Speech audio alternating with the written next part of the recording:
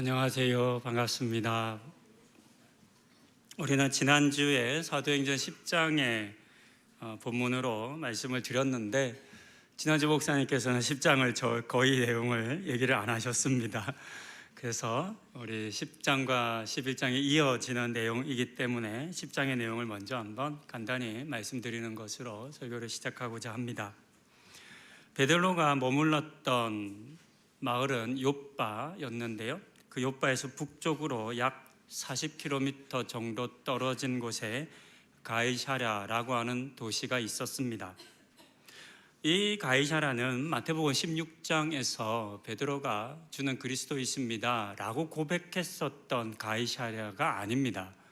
베드로의 고백은 가이사랴 빌립보 또는 빌립보 가이사랴라고 해서 필립이 세운 가이사랴를 말하고 이곳은 갈릴리에서 약간 북쪽에 있는 마을이었습니다. 오늘 본문이 기록하고 있는 가이사랴는 헤롯 대왕이 로마의 황제 가이사를 기념하기 위해서 그의 이름을 붙여서 만든 도시로 수많은 상인들과 관광객들로 붐비는 지중해의 3대 항구 도시였습니다. 매우 큰 도시입니다. 기록에 따르면 가이사랴는 이집트에서 운송해 오는 곡물이 수입되는 항구였다고 합니다. 이 때문에 식량을 지키기 위한 대규모의 로마 군대가 주둔했었습니다. 당연히 군대와 군인들의 힘과 영향력이 가이사랴에서는 매우 컸었습니다.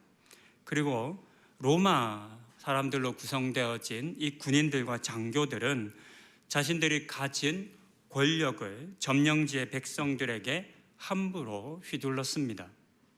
그런데 그 부대에 이와 같은 보통의 로마 군인들과는 다른 한 사람이 있었다고 성경은 우리에게 알려줍니다. 그가 10장에 기록된 이달리아 군 부대의 백부장 고넬료입니다. 이달리아라고 해서 굉장히 낯설게 느끼시는데요, 이탈리아입니다. 어디 뭐 특별한 것이 아니고요, 이탈리아입니다. 그래서 새번역 성경이나 요즘 나오는 번역 성경을 보시면 이탈리아라고 되어 있습니다. 예전에는 지금 우리가 부르는 이탈리아 전체를 말하는 게 아니라 그 지역 중에 아주 작은 한 곳을 이달리아라고 불렀는데요. 그 유래로 인해서 이 부대의 이름은 이탈리아 부대라고 불려졌다고 합니다. 10장 2절에 기록된 것처럼 고넬료는 경건한 사람이었습니다. 모든 가족들이 하나님을 경외했고 백성들을 구제하는 것에도 열심이었습니다. 더하여 그는 항상 하나님께 기도하는 사람이었습니다. 우리는 이 짧은 고넬료에 대한 이야기를 통해서도 그가 하나님을 진실되게 믿고자 했던 사람이라는 것을 알 수 있습니다. 그리고 고넬료에게 나타난 천사가 이렇게 이야기해 줍니다. 내 기도와 구제가 하나님 앞에 상달되어 기억하신 바가 되었다. 하나님께서도 고넬료의 믿음과 그 수고를 인정해 주신다라고 하는 말씀이었습니다. 그리고 천사는 고넬료에게 욥바에 있는 베드로를 불러와 그를 통해서 하나님의 복음의 말씀, 예수의 복음을 들으라 라고 들려주었습니다. 그리고 이야기는 욥바에 머무는 베드로에게로 넘어갑니다. 베드로는 무두장이 시몬의 집에 머물러 있었습니다. 무두장이는 우리로 말하면 예전에 백정에서 가죽공예사 사이에 있는 사람을 의미합니다. 죽은 시체를 만지는 것 때문에 유대 사회로부터는 배척받은 사람이었습니다. 그래서 당시 무두장이는 도시 외곽에 사람들이 어울리지 않는 그 곳에 있었습니다. 그 무두장이 시몬의 집에 머물던 중 베드로는 환상을 봅니다. 그런데 이 환상의 내용이 베드로조차도 당황할 수밖에 없는 것이었습니다. 오늘 본문에도 기록된 것처럼 네 발 가진 짐승과 기는 것, 공중에 나는 것들과 또 여러 동물들이 담긴 바구니가 내려옵니다. 그리고 그 바구니 속에 있는 동물들을 잡아서 먹으라는 말씀이 들려왔습니다. 문제는 이 동물들이 레위기 11장에서 먹으면 안 되는 것으로 금지된 동물이었다는 사실입니다. 레위기 11장에는 먹을 수 있는 동물 음식과 먹을 수 없는 동물 음식에 대한 이야기가 기록되어져 있습니다. 굽이 갈라져 쪽발이며 되새김질하는 동물을 먹어서는 안 되었습니다. 낙타나 토끼나 돼지와 같은 동물들입니다. 지느러미와 비늘이 없는 생선도 먹을 수 없었습니다. 이 레위기 11장에서 금지한 동물들이 베드로가 보았던 환상 속의 동물들입니다. 이스라엘 백성들은 율법을 매우 엄격하게 해석하고 또 잘 지켰습니다. 베드로도 그랬습니다. 그런 베드로에게 이 음식을 먹으라 라고 하는 말씀은 단순히 무엇을 먹을지 말지에 대한 문제가 아니라 율법을 어기라 라고 하는 그 말씀 또는 도전이라 할 수 있겠습니다. 그래서 베드로는 10장 14절에서 이렇게 답합니다. 베드로가 이르되 주여 그럴 수 없나이다. 속되고 깨끗하지 아니한 것을 내가 결코 먹지 아니하였나이다. 이 말처럼 베드로는 율법을 이야기하며 하나님의 말씀에 따를 수 없다 했습니다. 이런 베드로를 향해서 하나님께서는 11절에서 이렇게 말씀하십니다. 또 두 번째 소리가 있으되 하나님께서 깨끗하게 하신 것을 내가 속되다 하지 말라 하더라. 베드로가 이것은 속됩니다, 이것은 깨끗하지 않습니다 라고 했던 동물들에 대해서 하나님께서는 자신이 직접 깨끗하게 하셨다라고 말씀하셨습니다. 그리고 그렇기 때문에 이제 더 이상 그 동물들을 속되다고 깨끗하지 않다라고 말해서는 안 된다고, 그리고 이제는 그와 같은 동물들을 먹어도 된다라고 말씀하신 겁니다. 이 일이 3번에 걸쳐서 반복되는 환상을 봅니다. 이해할 수 없는 환상을 베드로가 봤죠. 그래서 의아해합니다. 고민을 하는 겁니다. 그렇게 고민하던 베드로에게 다시금 성령님의 말씀이 임합니다. 고넬료가 보낸, 그래서 베드로 자신을 찾으러 온 사람들의 목소리가 집 밖에서 들려올 때였습니다. 성령님께서는 베드로를 향해 두려워하지 말라고 안심하고 고넬료의 집으로 가라 말씀하셨습니다. 베드로는 성령님의 말씀을 따라 고넬료의 집을 찾았고 그곳에서 예수의 복음을 전했습니다. 베드로가 예수님의 복음을 고넬료에게 전할 때 베드로는 매우 놀라는 사건을 경험하게 됩니다. 그것은 무엇이냐면 과거 베드로가 오순절 때 성령의 임재를 경험했던 것과 똑같은 사건이 고넬료와 그의 가족들에게도 일어난 것입니다. 고넬료도 성령을 받고 하나님의 큰 일을 이야기하기 시작합니다. 더 이상 이방인들을 향한 하나님의 구원과 일하심을 부인할 수 없게 된 것입니다. 그래서 모든 가족들에게 세례를 주었고 또 며칠 더 머물며 그들과 함께 먹고 마시며 교제했습니다. 이것이 대략적인 10장의 내용입니다. 10장의 내용을 마치고 베드로가 이제 다시 돌아와야죠. 예루살렘 교회에서 왔으니까, 파송을 받은 거니까 다시 교회로 돌아가야 했습니다. 그렇다면 베드로는 예루살렘 교회로 돌아갈 때 무엇을 기대했을까요? 어떤 반응을 기대했을까요? 베드로가 얼마나 흥분했을지를 우리가 한번 상상해 보아야 합니다. 솔직히 환상을 보고 갔는데 그곳에서 성령님께서 고넬료와 그의 가족들 모두에게 임재하셔서 놀라운 역사를 이룬 것을 본 베드로는 크게 흥분했었을 겁니다. 빨리 가서 이 이야기를 예루살렘 교회에 전하고 싶었을 겁니다. 앞서 우리는 8장에서 빌립이 사마리아 성에서 복음 전한 것과 사마리아 사람들이 복음을 받은 것을 초대교회 성도들이 좋아하고 기뻐했던 것을 기억합니다. 그래서 예루살렘 교회는 베드로와 요한을 사마리아 성에 보내기까지 합니다. 가서 직접 확인하라고. 그리고 그곳에 가서 그들에게 성령의 임재를 위하여 기도해 주는 사역들을 감당했습니다. 이처럼 초대교회는 사마리아 성에 예수의 복음이 전해진 것, 그리고 사마리아 사람들이 구원을 얻은 것을 함께 기뻐했었습니다.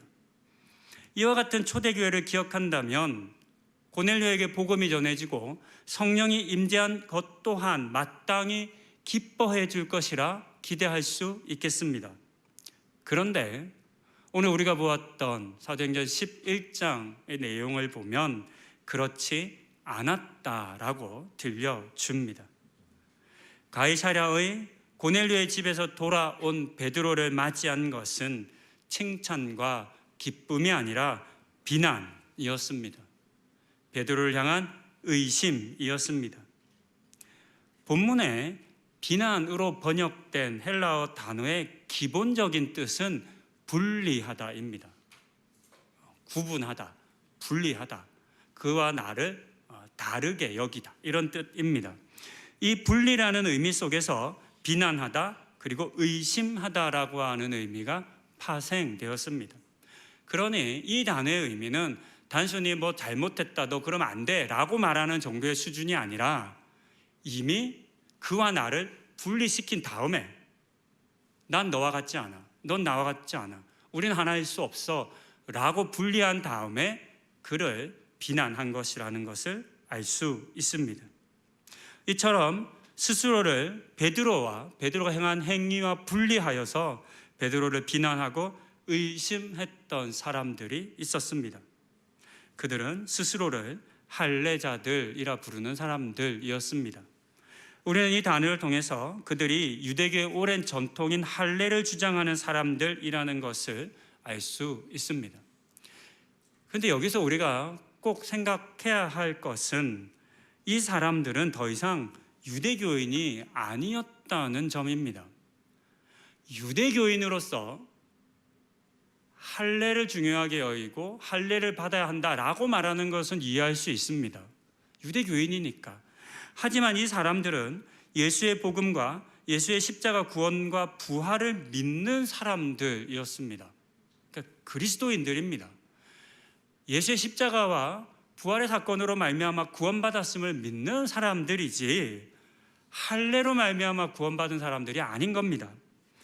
하지만 안타깝게도 그들은 과거의 전통 그리고 자신들의 지식과 경험에 여전히 사로잡혀 있었습니다. 할례라고 하는 행위가 없이는 구원이 없다라고 하는 옛 생각을 버리지 못하고 있었던 겁니다. 그렇게 할례자들은 베드로가 무할례자들과 함께 식사와 교제를 하면 안 된다고 하는 율법을 어겼다 말하며 그를 비난했습니다. 이제 우리는 이 사람들이 베드로를 비난했던 이유를 조금 더 자세히 살펴봅니다. 도대체 이 사람들은 무엇을 근거로 베드로를 비난했던 것일까요? 앞서 우리가 말씀드린 것처럼 또 지금 11장 1절과 2절에서 볼 수 있는 것처럼 베드로가 가이사랴에서 예루살렘으로 돌아와서 자신의 이야기를 들려주기 이전에 이미 초대교회 성도들은 베드로의 이야기를 알고 있었습니다. 베드로가 고넬료의 집에 갔다는 것, 그리고 그와 함께 머물렀다는 이야기가 이미 초대교회 가운데 전해진 것입니다. 그렇다면 아직 베드로가 오기도 전인데, 베드로가 와서 자신이 겪은 이야기를 말하기도 전인데 누가 전해준 것일까요? 아마도 베드로를 따라다니던 사람들이었을 것 같습니다. 또는 베드로와 함께 있었던, 오늘 본문에 보니까 6명이 함께 있었거든요. 함께 있었던 사람들 중에 어떤 사람이 일찍 와서 전해줬을 수도 있을 것 같습니다. 그 사람들이 초대교회 성도들에게 이런저런 이야기를 들려줍니다. 베드로가 로마 군인의 집에 들어가서 몇 날 며칠을 함께 먹고 마셨다. 어떻게 사도가 되어 이방인들의 집에 들어가서 함께 먹고 마실 수가 있는가? 율법을 어긴 거 아니야? 등과 같은 말도 전해졌을 겁니다. 또한 고넬료가 성령과 세례를 받은 것에 대한 이야기도 전해졌겠죠. 그 내용은 아예 전해지지 않고 베드로가 무할례자와 먹고 마셨다, 그 내용만 전해지지는 않았을 겁니다. 하지만 고넬료에게 성령이 임재한 것을 중요하게 여기지 않았습니다. 그것으로 기뻐하지도 않았습니다. 대신 예루살렘의 교회가 할례자들이 주목한 것은 베드로가 율법이 금한 무할례자들의 집에 들어가 그들과 함께 먹고 마신 것이었습니다. 그렇게 할례자들은 소문을 듣고 베드로의 행위를 판단했고 결국 그를 비난했습니다. 그러니 이 비난의 근거는 소문이었다는 것을 우리는 알 수 있습니다. 베드로는 아마 이런 비난을 받을 것을 예상하고 오지 모르겠습니다. 그랬을 수도 있겠죠. 왜냐하면 워낙 큰 일이 일어난 것이니까. 그런데 한편으로는 하나님의 놀라운 일을 경험했으니 이와 같은 일들을 빨리 전하고 싶은, 하나님께서 이방인 가운데도 복음을 전해주시고 또 그들을 구원해 주시고 성령의 임재를 허락하셨다라고 하는 것을 전하고 싶은 그 열망 가운데 오지 않았겠습니까? 이와 같은 비난을 받을 것에 대해서는 좀 당황했을 수 있을 것 같습니다. 이런 베드로가 앞의 10장에 기록된 긴 이야기를 들려줍니다. 고넬료가 들었다고 말해준 음성과 자신이 보았던 환상, 고넬료에게 말씀을 전할 때 성령님께서 임재한 것 등을 자신을 비난하는 사람들에게 들려주었습니다. 그리고 이제서야 베드로의 입을 통해서 왜 자신이 이방인 고넬료의 집에 갈 수밖에 없었는지, 또 그곳에서 어떤 일이 있었는지를 들을 수 있었습니다. 그러니까 이전에 들었던 내용, 베드로를 비난했을 때까지 들었던 내용은 베드로가 직접 전해준 것이 아니라 여러 사람들에 의해서 전해진 소문이었던 겁니다. 베드로의 말을 들은 사람들의 변화의 내용이, 반응이 18절에 기록되어 있습니다. 제가 한번 다시 읽습니다. 그들이 이 말을 듣고 잠잠하여 하나님께 영광을 돌려 이르되 그러면 하나님께서 이방인에게도 생명 얻는 회개를 주셨도다 하니라. 앞서 베드로를 비난했던 것과는 너무나 다른 반응입니다.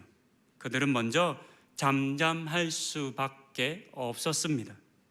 이 잠잠함은 앞서 자신들이 했던 비난에 대한 부끄러운 반응이라고 생각합니다. 할 말이 없는 겁니다. 그렇게 베드로를 비난했는데 베드로와 자신을 구분하면서까지 넌 더 이상 우리와 함께 할 수 없어 라고 말하며 비난하고 의심했는데 알고 봤더니 그 일은 하나님께서 행하신 일이셨습니다. 그것을 알고 나니 부끄러워할 수밖에 없고 그 입을 닫을 수밖에 없었을 겁니다. 그리고 이어서 그들은 하나님께 영광을 돌리는 것 말고는 할 것이 없었습니다. 지금 우리는 동일한 한 사건을 두고 상반된 말을 했던 사람들을 보고 있습니다. 베드로의 이야기를 듣고 처음에는 비난했었고 나중에는 하나님께 영광을 돌립니다. 이와 같은 비난과 영광 사이에는 어떤 차이가 있었던 것일까요? 왜 이와 같은 일에 대해서 상반된 반응을 보일 수밖에 없었을까요? 첫 번째 이유는 그들이 베드로의 일을 소문으로만 듣고 판단했었기 때문입니다. 앞서 보았던 것처럼 그들은 소문을 베드로를 향한 비난의 근거로 삼았습니다. 하지만 이 소문이라는 것은 사람들에 의해서 과장되기도 하고 왜곡되기도 합니다. 심지어는 어떤 의도를 가지고 조작되기까지 합니다. 들려온 소문이, 내가 들은 소문이 정확한지 확인도 하지 않은 채 그들은 지금까지 자신들과 함께 했었던 사도 베드로, 지금까지 예수님의 말씀을 전해준 신실하고 헌신된 베드로를 비난했던 것입니다. 베드로보다, 지금까지 자신들이 알고 경험한 베드로보다 사람들이 전해준 소문의 말을 더 믿어버렸던 것입니다. 세상에 많은 사람들이 이처럼 소문만 듣고 그 소문이 모두 진실된 것으로 여기며 쉽게 판단하고 비난합니다. 심지어는 진실을 알게 되어도, 진실된 이야기를 들어도 거짓을 믿지 진실을 인정하지 않는, 받아들이지 않는 경우도 너무나 많습니다. 그렇게 소문으로 정죄하고 심판함으로 말미암아 수많은 사람들을 고통에 빠뜨리고 또 죽이는 일들이 오래전 과거에도 있었고 안타깝지만 지금도 여전히 행해지고 있습니다. 물론 모든 사람들은 연약합니다. 그래서 소문을 듣고 판단할 수도 있습니다. 사실 우리가 들려오는 모든 소문을 다 검증할 능력도 없습니다. 어떻게 다 우리가 알아볼 수 있겠습니까? 하지만 그렇다 하더라도 할 수 있는 대로 직접 들으려 하고 확인하고 진위를 파악하는 수고와 노력이 반드시 필요합니다. 왜냐하면 누군가를 비난하고 판단하는 것은 너무나 무섭고 또 두려운 일이기 때문입니다. 하나님께서 천하보다 귀하게 여기시는 한 사람의 영혼과 생명에 관련한 일이기 때문이고, 우리의 정죄, 우리의 판단, 우리의 비난이 때로는 사람을 죽이기도 하기 때문입니다. 우리는 비난과 정죄를 지나치게 빠르게 하는 경향이 있습니다. 소명의 기회, 억울함을 풀 시간과 기회를 주려 하지 않는 경우도 많습니다. 우리가 누군가를 비난하게 된다면 그 비난하기에 앞서 조금 더 여유를 가지면 좋겠습니다. 무엇보다 사람들이 전해주는 소문에 우리의 판단의 근거를 전적으로 두지 않아야 할 것입니다. 조금 더 확인하고 할 수 있다면 직접 하는 말을 들어줄 수 있는 우리가 되어야 하겠습니다. 두 번째 이유는 그들이 하나님의 뜻을 알지 못한 채 자신들의 지식과 경험을 더 신뢰했기 때문입니다. 베드로를 이방인 고넬료에게 보내어 복음을 전하고 또 그에게 세례를 주며 교제케 하신 이는 다름 아닌 하나님이셨습니다. 하나님께서 베드로를 통해 이방인 고넬료와 그의 가족들을 구원하기 원하셨습니다. 하지만 이 사실을 초대교회 성도들, 할례자들은 알지 못했습니다. 대신 자신들이 지금까지 알고 믿어온 것으로 하나님의 새로운 일을 판단하고 또 정죄하고 말았습니다. 그렇기에 본문에서 베드로를 향한 비난은 비단 베드로만을 향한 것이 아니라 이 일을 행하신 하나님을 향한 비난이기도 하다는 것을 우리는 기억해야만 합니다. 우리는 쉽게 나는 그 사람만 비난했어. 근데 내가 실수했네. 잘못했네. 이렇게 넘어갈 수 있습니다. 하지만 우리가 자칫하면 누군가 한 사람을 비난하는 그 일이 그 사람만을 향한 비난이 아니라 하나님을 향한 비난, 하나님이 새롭게 행하시는 일을 막는 행위가 될 수 있습니다. 본문 속의 할례자들은 물론 전혀 그렇게 생각하지 않았을 겁니다. 오히려 자신들의 비난이 하나님을 위한 일이라 생각했을 겁니다. 하지만 그것은 큰 착각이었다는 것을 우리는 확인할 수 있습니다. 그리고 안타깝게도 이와 같은 착각을 우리도 하면서 살아갑니다. 우리도 하나님을 위한 일이라고 말하며 쉽게 누군가를 비난하고 판단하고 정죄하곤 합니다. 내가 경험한 하나님, 내가 알고 배운 하나님을 말하며 그 기준에서 벗어나면 모두 이단이고 믿음 없는 사람이라 부르며 여기기도 합니다. 이와 같은 우리의 모습은 오늘의 본문 속 할례자들의 모습과 다를 바 하나 없을 것입니다. 말씀을 정리합니다. 그래도 참 감사한 것은 오늘의 본문이 비난으로 끝나지 않고 영광과 기쁨으로 마무리되었다는 것입니다. 앞서 소문만 듣고 급하게 베드로를 비난했던 할례자들은 베드로의 이야기를 다 듣고 난 후에 자신들의 잘못을 인정했습니다. 그리고 이방인들에게도 하나님의 구원이 주어진 것으로 인하여 하나님께 영광을 돌렸습니다. 이와 같은 변화가 쉬워 보이기도 합니다. 하지만 우리는 이 일이 결코 쉽지 않다는 것을 잘 알고 있습니다. 많은 사람들이 자신의 잘못을 인정하기보다는 오히려 더 화를 냅니다. 적반하장이라고 하죠. 아이를 키우다 보면 굉장히 당황스러울 때가 있는데요. 그건 뭐냐면 자기가 잘못해놓고 도리어 화를 냅니다. 아주 뻔뻔하게 화를 내죠. 근데요, 잘 생각해 보면 그게 어린아이들만 그런 게 아닙니다. 얼마나 많은 성인들이 타인과의 관계 속에서 또 일을 하면서 직장에서 다니면서 그렇게 하는지 모릅니다. 사실 그런 경우 많이 경험하셨죠. 그런 사람들 만나면 막 속에 열불 나시죠.